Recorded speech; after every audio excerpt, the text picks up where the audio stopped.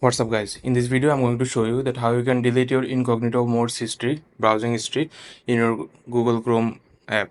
So let's jump into the video. What you need to do first, you have to go to your Google Chrome browser. After going to Google Chrome browser, what you need to do, you have to click on this URL option.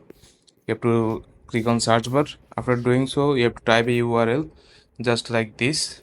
Okay, you have to type chrome.//chrome.urls slash. You can copy it from a description, otherwise you can manually put it on your Google Chrome browser. After typing this, you have to click on go. Then you will land a website just like this. You have to find the option called Chrome history. Then you have to click on Chrome history. You have to click on this option.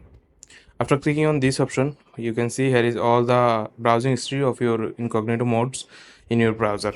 So if you need to clear this browsing history, otherwise, or you need to delete those browsing history, what you can do, you have to click on this option, clear browsing data.